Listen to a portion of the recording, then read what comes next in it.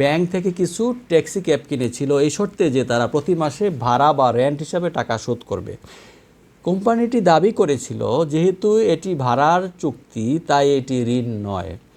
কিন্তু আমাদের দেশের সর্বোচ্চ আদালত অর্থাৎ অ্যাপেলেট ডিভিশন রায় দিয়েছেন যে রিপেমেন্টের মাধ্যমটি মাসিক ভাড়া হিসাবে উল্লেখ থাকলেও আসল সত্য হলো বিবাদী যেই কোম্পানি আছে অর্থাৎ আর্থিক যে সুবিধা নিয়েছিল এটি একটি প্রতিষ্ঠান থেকে বড় আর্থিক সুবিধা নিয়েছিল, তাই এটি একটি পরিষ্কার লোন বা ক্লিন লোন। আসসালামু আলাইকুম প্রিয় দর্শক, কেমন আছেন আপনারা? আশা করি ভালো আছেন। আমি ফরহাদউদ্দিন আহমেদ বিয়া, advocate appellate division, supreme court of Bangladesh. স্বাগত জানাচ্ছি আপনাদেরকে আজকে অর্থঋণ আদালত আইন নিয়ে আলোচনার দ্বিতীয় পর্বে। আসলে আপনি কি কখনো কারো ব্যাংক লোনের জামিনদার বা গ্যারান্টর হয়েছেন, কিংবা আপনি কি মনে করেন যে ব্যাংক থেকে লিজ বা ভাড়ায় গাড়ি নিলে সেটি পরিশোধ না করলে আপনার বিরুদ্ধে অর্থঋণ আদালতে মামলা হতে পারে না? আপনি যদি এমনটি ভেবে থাকেন তবে আপনি অনেক বড় একটি আইনি ভুলের মধ্যে আছেন।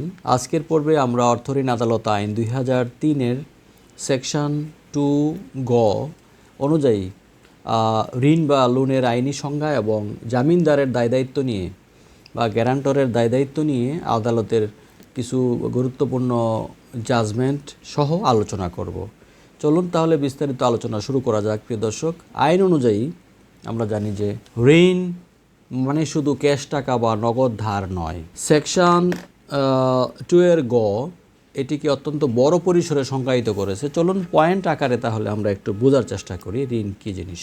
যে কোনো অগ্রিম, ধার, ক্যাশ ক্রেডিট, যেটাকে আমরা ক্যাশ ক্রেডিট যেটাকে আমরা বলি আর কি, সিসি, ওভারড্রাফট, ওডি, বিল ডিসকাউন্ট বা ইসলামী শরিয়া মোতাবেক পরিচালিত ব্যাংকের যে কোনো ইনভেস্টমেন্ট। আবার ব্যাংক যদি আপনার পক্ষে কোনো গ্যারান্টি দেয় বা ইন্ডেমনিটি বা লেটার অফ ক্রেডিট বা এলসি ইস্যু করে এবং সেখানে ব্যাংকের কোনো আর্থিক দায় তৈরি হয়, তবে সেটিও কিন্তু আইনের চোখে ঋণ।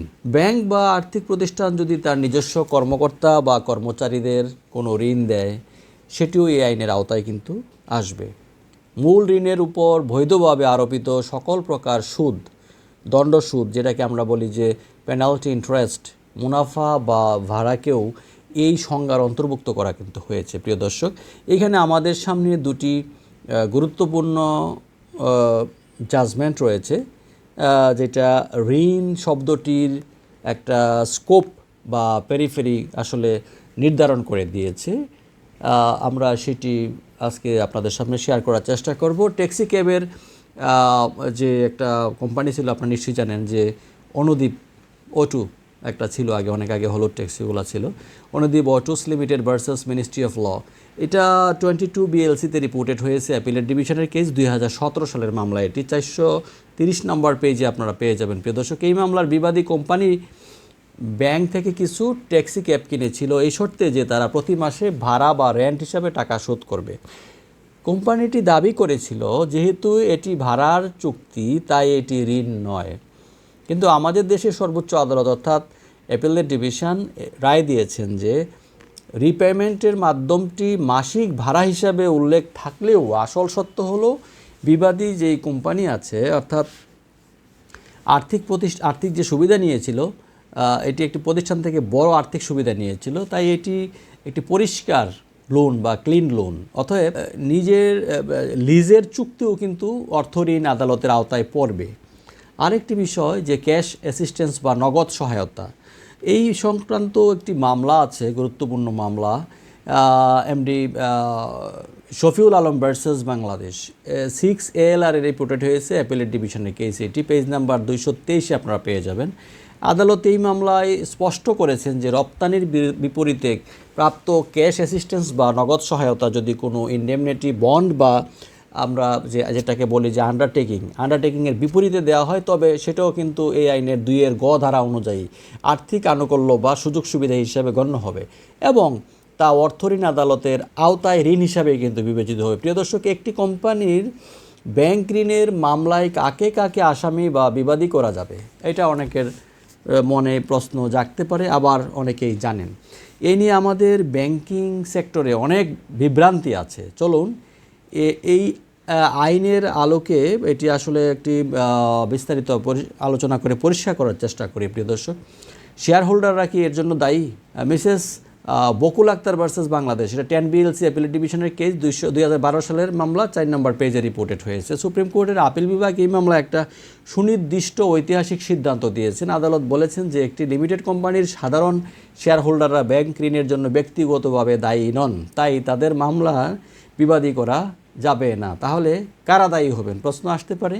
কোম্পানির চেয়ারম্যান বা ডিরেক্টর যারা সরাসরি চার্জ ডকুমেন্ট সই করেছেন বা নিজের সম্পত্তি মর্গেজ বা বন্ধক দিয়েছেন অথবা ঋণের গ্যারান্টর হয়েছেন, কেবল তারাই মামলায় প্রয়োজনীয় পক্ষ বা নেসেসারি পার্টিস হবেন। এইটা হচ্ছে মহামান্য অ্যাপেলেট ডিভিশনের জাজমেন্ট, ওনারা বলেছেন সেটা। এমনকি কোম্পানির চেয়ারম্যান যদি কোনো গ্যারান্টি বা ডকুমেন্ট সই না করে থাকেন, তবে শুধু চেয়ারম্যান পদের কারণে তাকে কিন্তু মামলায় জড়ানো যাবে না। তো এখানে অনেকেরই এই বিষয়গুলো নিয়ে মিস আন্ডারস্ট্যান্ডিং আছে, অনেকে এগুলো ভুল বুঝেন। তো জামিনদার বা গ্যারান্টর আসলে কি অর্থঋণের মামলা থেকে বাঁচতে পারবেন? অনেকে জামিনদার হয়ে যান। IFIC bank limited versus messrs Beximco holdings লিমিটেডের একটি মামলা আছে। সেই মামলার ব্যাপারে যদি আপনাদেরকে বলতে চাই বা শেয়ার করতে চাই, সেটা আছে 13 BLTতে এটা রিপোর্টেড হয়েছে, হাইকোর্ট ডিভিশনের কেস। এটা 23 নম্বর পেজে আপনারা এই মামলাটি পেয়ে যাবেন। এবং অর্থঋণ আদালত আইনের যে যৌথ ব্যাখ্যায় আদালত স্পষ্ট করে বলেছেন যে ঋণের সংজ্ঞার মধ্যে গ্যারান্টর বা জামিনদারও কিন্তু অন্তর্ভুক্ত। মূল ঋণ গ্রহীতা যদি ঋণ পরিশোধ না করে ডিফল্টার বা খেলাপি হন, তবে সমানভাবে জামিনদারও কিন্তু ডিফল্টার হিসেবে গণ্য হবেন। জামিনদার এই বলে পার পাবেন না যে টাকা তো আমি খরচ করিনি, সুবিধাভোগী তৃতীয় পক্ষ কি দায়ী? প্রশ্ন আসতে পারে আরেকটা, যে থার্ড পার্টি যারা বেনিফিশিয়ারি তারা কি দায়ী কিনা। সোনালী ব্যাংক ভার্সেস সিরাজুল হক চৌধুরী বনাম একটা মামলা আছে, এটা 14 BLTতে রিপোর্টেড হয়েছে, 2006 সালের কেস। এটা অ্যাপিলেট ডিভিশনের একটি কেস, 128 নম্বর পেজে আপনারা প্রিয় দর্শক পেয়ে যাবেন। মনে করুন যে আপনি ব্যাংক থেকে ঋণ নিয়ে আপনার এক পাওনাদারের বকেয়া পরিশোধ করলেন। এখন আপনি যদি ব্যাংকের টাকা সুদ না করেন, ব্যাংক কি আপনার এই পাওনাদারকে বিবাদী করতে পারবে? আপিল বিভাগ বলেছেন না। ঋণের দায় কেবল তার যে ঋণ নিয়েছে অথবা যে ঋণের জামিনদার হয়েছে। ঋণ গ্রহীতা কার সাথে ব্যবসা করেছে, কাকে টাকা দিয়েছে, তাকে এই মামলায় জড়ানো সম্পূর্ণ অবৈধ। তো প্রিয় দর্শক, আজকের এই আলোচনা থেকে, আজকের এই দ্বিতীয় পর্ব থেকে আমরা জানলাম যে আইনের চোখে ঋণ শব্দটির পরিধি কতখানি বিস্তৃত এবং জামিনদার বা কোম্পানির পরিচালক হলে আপনার আইনি দায় কতখানি বৃদ্ধি পায়। তাই ব্যাংক সংক্রান্ত যে কোনো চুক্তিতে সই করার আগে অত্যন্ত সতর্ক থাকুন।